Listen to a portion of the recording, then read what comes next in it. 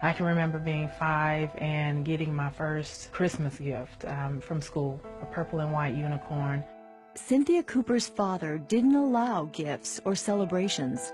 And when he got home, he immediately threw it in the trash. And I remember being crushed because I didn't understand. Cynthia Cooper's father and mother were Jehovah's Witnesses.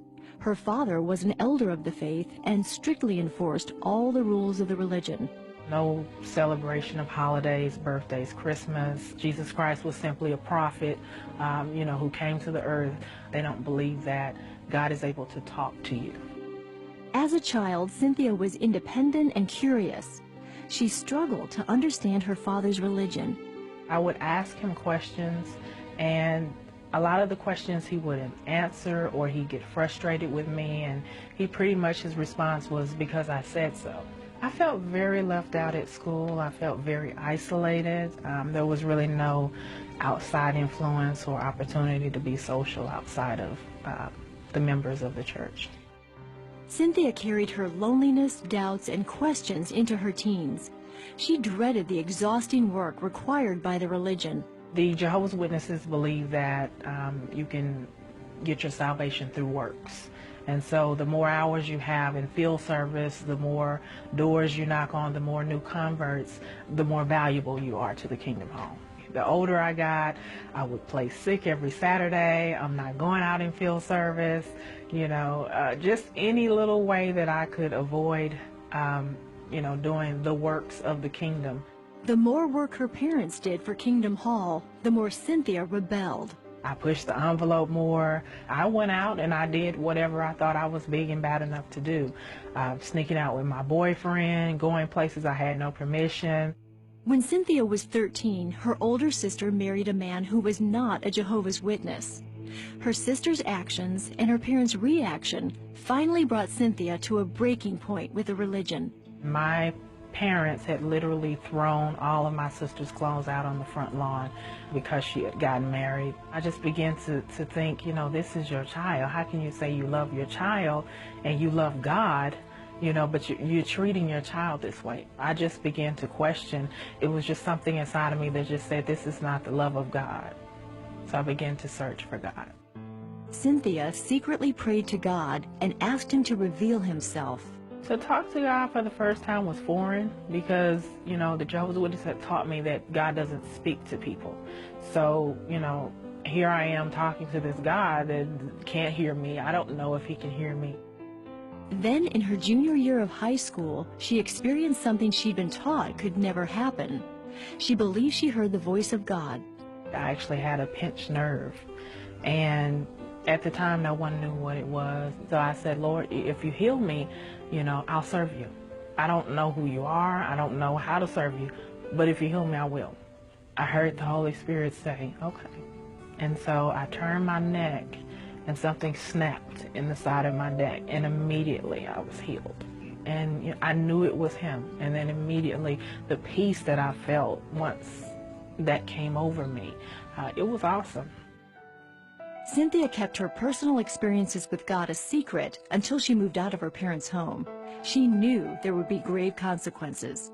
When she was 19 and living independently, she denounced the Jehovah's Witness religion. I wrote a letter to one of the elders of the congregation, and I told them that I no longer wish to be a witness. I heard later on that they publicly disowned me at the service. So did Cynthia's parents. When my parents disowned me, it was devastating. And I remember my dad calling me out of my name, telling me I was not welcome. And it crushed me. There was so many different emotions, but one thing that I kept in the back of my mind is that I had heard the voice of God. So if anything happens, I knew he talked to me when he healed me. So that was what kept me going. A couple of months later, Cynthia met a pastor at a local gym, and he invited her to church.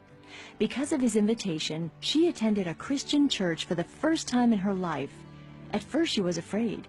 I had been taught that all other churches were tied up with Satan, the devil, and to go in and embrace that would be basically worshiping the devil. But there was such a peace that came over me that I knew it was God, and I knew it was him leading me. I didn't know how, but I knew it was. That day, Cynthia learned about Jesus and his plan of salvation.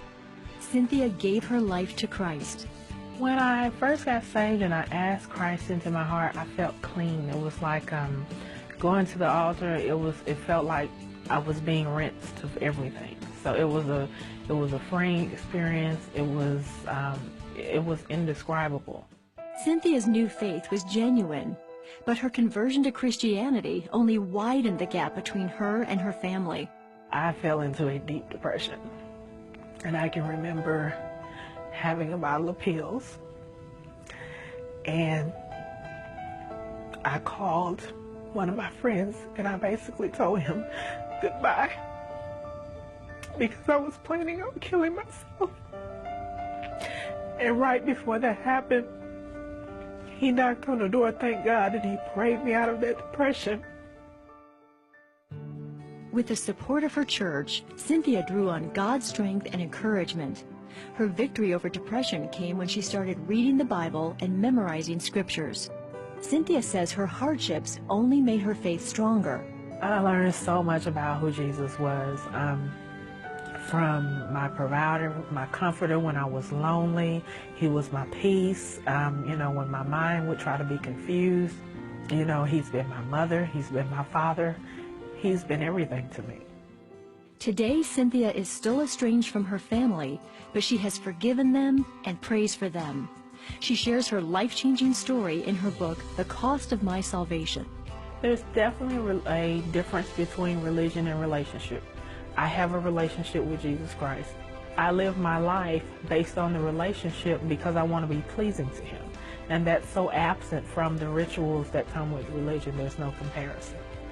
If there's someone today watching and you want Jesus, and maybe you were taught that he's just a prophet, I would encourage you today to just invite him into your heart.